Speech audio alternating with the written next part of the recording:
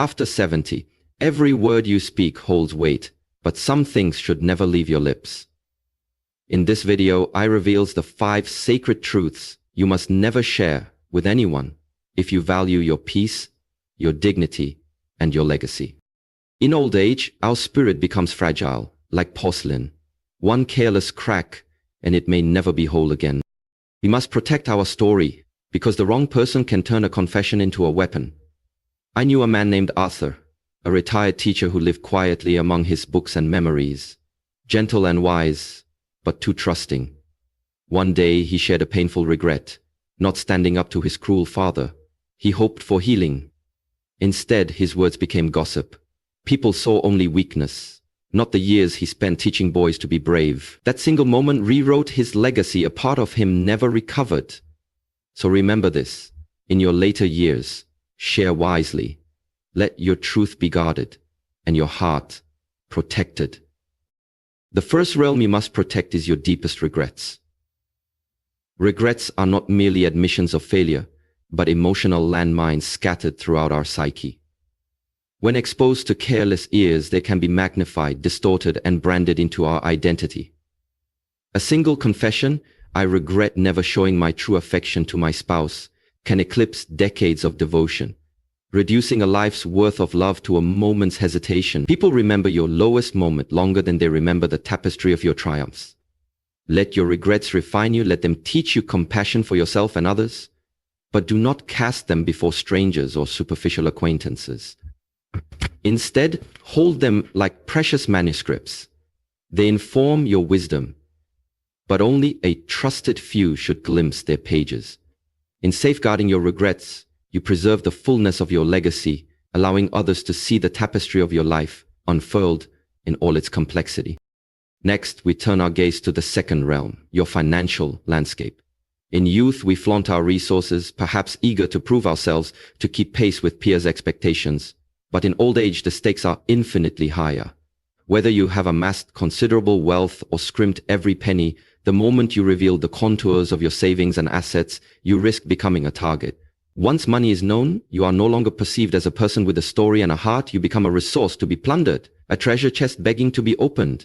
Families fracture over inheritance disputes, friends morph into opportunistic predators, and quiet gatherings spiral into tense negotiations. I recall an elderly woman named Margaret who lived modestly, yet had quietly saved a small nest egg to help her granddaughter attend college. She confided her plans to a neighbor she believed to be a friend, only to discover weeks later that whispers of her savings had reached unscrupulous relatives.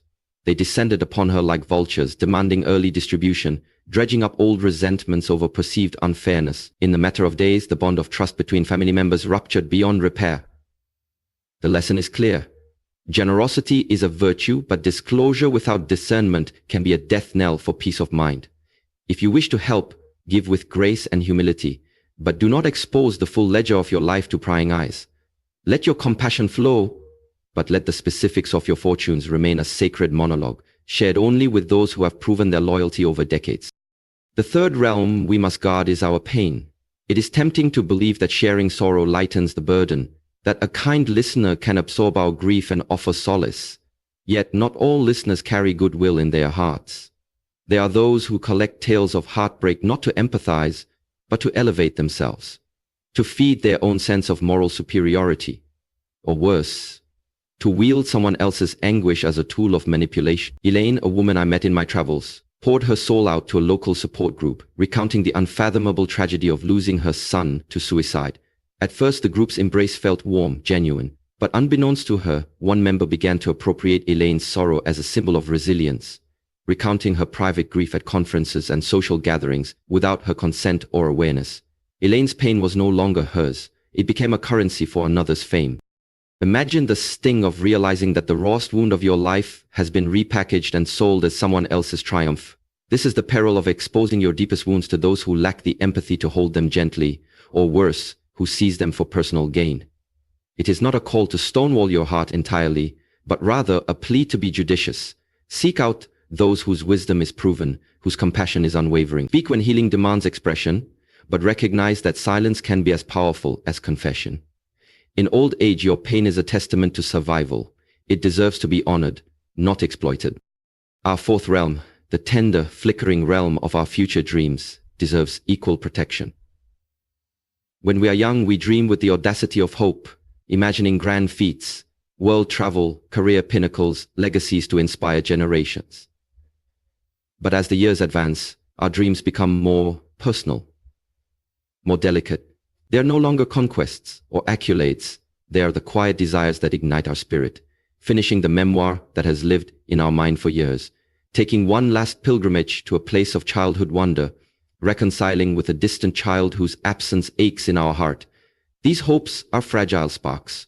In the wrong hands, they are extinguished with a single scoff or dismissive remark. I once knew a gentleman named Farouk, a retired engineer in his late 70s, who longed to learn calligraphy, an art that had fascinated him since boyhood. He confided this desire to a family friend only to be met with laughter. "At your age, why bother? That's a young man's pursuit." Wounded by such derision, Farouk set aside his brushes and ink pads, convinced that his dream was foolish. Years later, I found him in a dusty corner of his home, a single blank sheet before him, too afraid to make the first stroke. That empty space spoke of defeated hopes and the tragic power of a mocking word. So, I implore you, cradle your future plans as you would a newborn child.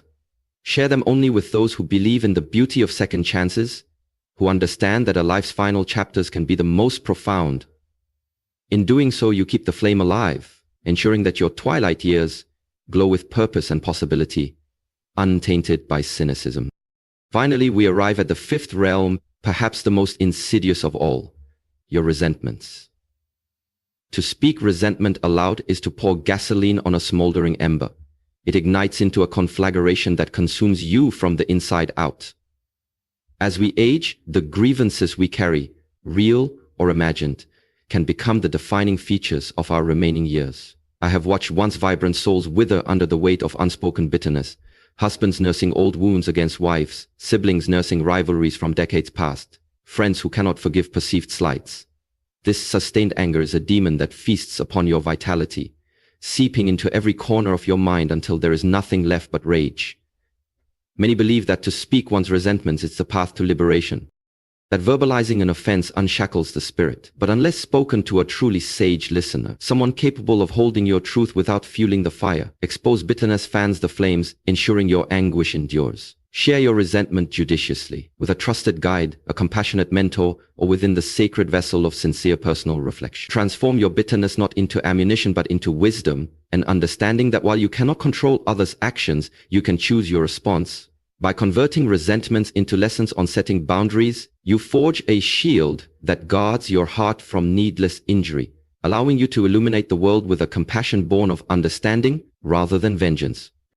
Now, having laid bare the 5 sacred realms, your regrets, your finances, your pain, your future dreams, and your resentments, let us pause to reflect. What then are you to share? The answer is as profound as it is simple. You may lay before the world the warmth of your love, the sparkle of your humor, the rich narrative of your life's adventures. You may offer your curiosity, your laughter, the wisdom gleaned from years of marveling at sunrises and weathering storms. Let your photographs, your music, your stories be gifts you offer freely, tokens of hope that ignite a spark in others, reminding them that even as age presses upon us, the capacity to inspire, to uplift, to connect remains boundless. Speak of the kindness you have witnessed, the lessons hard-earned, the beauty you still perceive in each unfolding day. In doing so, you become a beacon for younger souls, illuminating the beauty of a life fully embraced. Yet, even as you share these luminous fragments of your being, remain vigilant. Do not allow the world's noise to drown out your inner voice. In your silence lies power. In your selective sharing lies serenity. I imagine a temple whose doors open only for those willing to tread the path of respect with reverence. So too must you let others earn the honor of accessing your deeper truths. Let them demonstrate patience and empathy. Let them reveal through their actions that they will cherish your confidences rather than exploit them. In old age, you no longer chase validation or approval. Your soul's song is complete on its own. It resonates with the dignity of a life fought for and earned. Perhaps you have already felt the sting of betrayal, the hollow ache of seeing a secret spread like wildfire. Perhaps you remember the moment when laughter of disbelief crushed a dream you held dear. Perhaps you still carry the embers of a grievance that smolders in the recesses of your heart. If so, then you know the peril of careless confession. In this moment, I urge you to stand tall in your wisdom, to let silence be your guardian, and to choose with care who may glimpse behind the curtain of your life. For when your hair is streaked with silver, when your hands rest upon the pages of your memories, and when each breath feels both precious and tenuous, you realize that your most sacred ownership is not your possessions, but your very self. Your story, your truth, your essence. And so, my dear friend, I ask, what will you guard? Which fragments of your soul have you been too quick to hand away? We build habits across decades, and it is never too late to forge new ways. If you have spilled your regrets freely, let this be the moment to reclaim them, to hold them close, and to transform them into guiding stars. If you have laid bare your financial particulars, let this be the dawn of discretion, protecting your peace and the legacy you intend to leave. If your pain has echoed in the wrong halls, let this quiet hour be your vow to speak only with those whose empathy runs deep enough to cradle your sorrow. If your dreams have been mocked or diminished, let them ignite once more in private, rekindled by your steadfast belief. If resentments linger like ghosts, let them be exorcised through reflection, forgiveness, and the wisdom to know that your remaining energy is too precious to squander on bitterness. Remember, the greatest power you possess in these final chapters is not the vigor of youth, but the potency of silence. It is the hard-earned understanding that not everyone deserves a key to your inner kingdom. Let your spirit be a fortress, strong, serene, and selective in its revelations. Let those who wish to enter prove their devotion through respect, compassion, and a willingness to honor your boundaries. In doing so, you preserve the sanctity of your soul, ensuring that as the years slip by, you remain the narrator of your own story, the keeper of your own truths. If this message resonates with you, if perhaps it stirs a memory of a time you trusted too readily or a moment you wished you had remained silent, then share it with someone who may still be unaware. The son who thinks he knows every chapter of your life?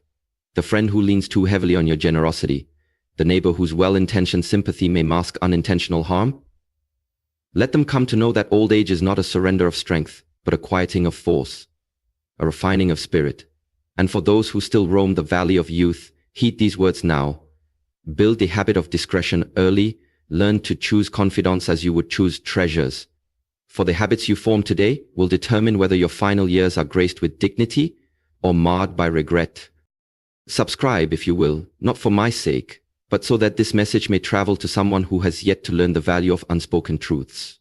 Share it, not to inflate numbers, but to ensure that no soul, young or old, feels compelled to hand over the keys to their spirit too freely.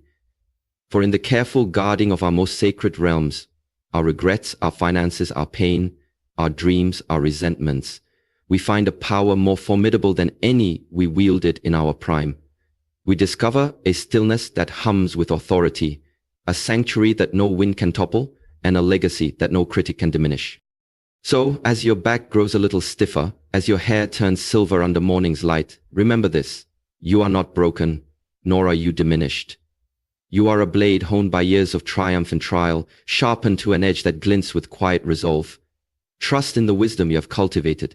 Trust in the rightness of holding certain truths close. Let your voice be measured, your spirit unshakable, and your legacy untainted by careless confession. For in old age, silence is not surrender, it is sovereignty. And that, dear friend, is a power none can take from you.